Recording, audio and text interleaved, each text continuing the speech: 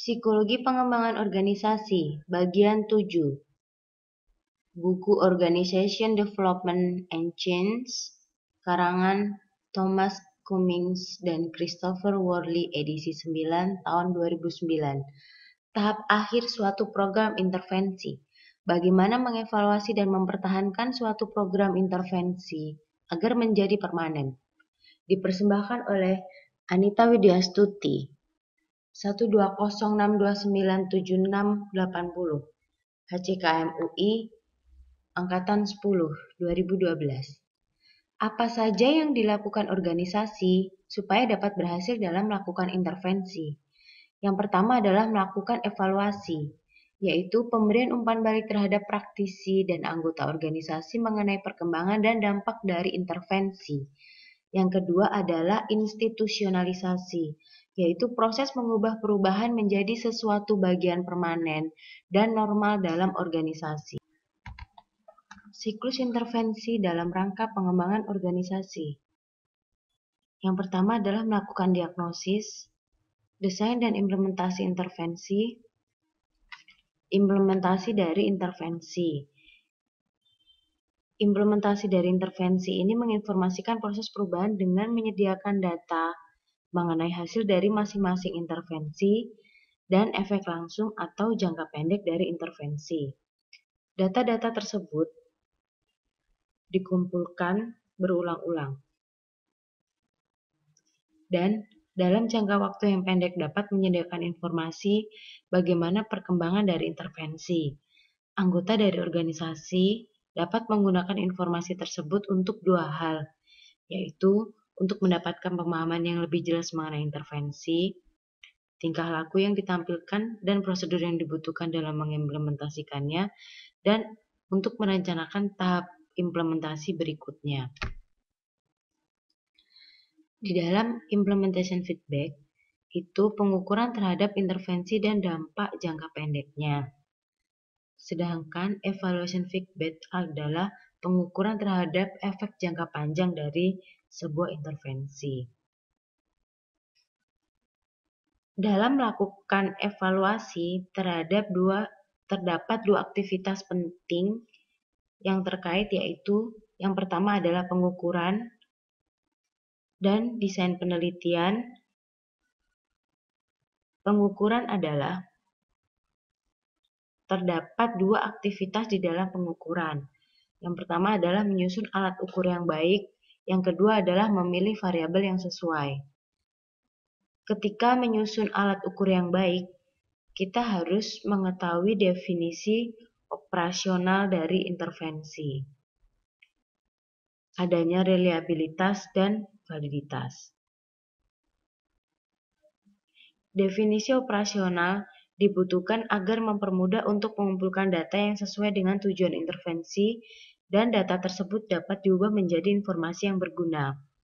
Sedangkan reliabilitas dan validitas diperlukan guna memastikan bahwa data yang dihasilkan konsisten dan benar-benar mengukur apa yang ingin diukur. Sedangkan desain penelitian adalah dalam menentukan desain penelitian yang sesuai untuk pengukuran intervensi, maka praktisi pengembangan organisasi umumnya menggunakan quasi-experimental research design yang memungkinkan para praktisi untuk mendapatkan faktor-faktor lain yang mempengaruhi intervensi. Terdapat 3 jenis experimental research design yang sesuai untuk diterapkan dalam bidang pengembangan organisasi, yaitu pengukuran yang bersifat longitudinal, comparison unit, dan analisis statistik. Pengukuran longitudinal dilakukan secara berulang-ulang dalam jangka waktu yang panjang, yaitu sebelum perubahan dilakukan, ketika perubahan dilakukan, dan setelah perubahan dilakukan. Di dalam comparison unit, pengukuran dilakukan dengan membandingkan hasil intervensi antara yang diberi intervensi dengan yang tidak atau belum diberikan intervensi. Sedangkan analisis statistik adalah mencari kemungkinan bahwa hasil dari intervensi disebabkan oleh error atau faktor lain. Terdapat 3 tipe perubahan dalam intervensi, yaitu alpha change, menunjukkan perubahan sesungguhnya dari realitas. Beta change, perubahan yang terjadi dalam interval penilaian, serta gamma change, yaitu adanya faktor lain sehingga membutuhkan suatu pengukuran ulang. Kemudian dalam tahapan institusionalisasi, bagaimana supaya hasil intervensi bisa menetap? Setelah ditentukan bahwa intervensi telah berhasil diimplementasikan, maka tahap selanjutnya adalah melakukan institusionalisasi perubahan tersebut dengan membuat intervensi menjadi permanen sebagai bagian dari fungsi organisasi yang seharusnya. Perubahan dapat terinstitusionalisasi apabila menjadi bagian dari budaya perusahaan dan membutuhkan waktu yang lama. Cummings dan Worley menyajikan kerangka institusionalisasi intervensi yang mengidentifikasi karakteristik organisasi dan intervensi serta proses institusionalisasi yang berdampak terhadap program perubahan yang dilakukan. Karakteristik organisasi. 3 dimensi utama dari karakteristik organisasi yang dapat mempengaruhi karakteristik organisasi dan proses institusionalisasi, antara lain kesesuaian, sejauh mana suatu intervensi dipersepsikan sesuai dengan filosofi, strategi, dan struktur organisasi, lingkungan saat ini, dan hal-hal lain yang dianggap penting. Apabila intervensi sesuai dengan dimensi-dimensi tersebut, maka kemungkinan intervensi akan diinstitusionalisasikan akan semakin besar karena lebih mudah mendapatkan komitmen dari para anggota organisasi. Kestabilan ekonomi dan teknologi. Sejauh mana lingkungan dan teknologi di organisasi dapat berubah? Apabila intervensi tidak didukung oleh perubahan lingkungan atau teknologi dan sebaliknya, maka institusionalisasi akan lebih sulit dilakukan. Serikat pekerja. Intervensi akan lebih sulit dilakukan dalam konteks serikat pekerja, terutama apabila perubahan tersebut berdampak terhadap kepentingan serikat pekerja, seperti gaji, desain pekerjaan, dan fleksibilitas karyawan. Namun, apabila terdapat hubungan yang baik antara manajemen dan serikat pekerja, maka serikat pekerja dapat dijadikan kekuatan utama untuk mendorong terjadinya perubahan. Adanya karakteristik intervensi dipengaruhi oleh beberapa dimensi utama, yaitu tujuan yang spesifik. Tujuan yang spesifik, sejauh mana tujuan dari intervensi spesifik atau tidak. Semakin spesifik tujuan dari intervensi, maka akan semakin mudah untuk melakukan aktivitas sosialisasi tingkah laku yang dibutuhkan dalam intervensi. Program yang dilakukan. Sejauh mana perubahan dapat dilakukan dalam bentuk suatu program guna mencapai tujuan utamanya. Yang ketiga, tingkatan target dari perubahan. Sejauh mana target dari perubahan merupakan keseluruhan organisasi dibandingkan hanya kelompok kecil atau departemen tertentu di organisasi. Masing-masing tingkatan tersebut memiliki kelebihan dan kekurangannya masing-masing. Support internal. Sejauh mana ketersediaan dukungan internal terhadap proses perubahan. Dukungan internal dapat diperoleh dari konsultan internal organisasi. Dan di dalam karakteristik intervensi, dimensi terakhir adalah sponsorship. Kehadiran dari sponsor yang berkuasa sehingga dapat memulai mengalokasikan dan menyetujui sumber daya untuk melakukan intervensi.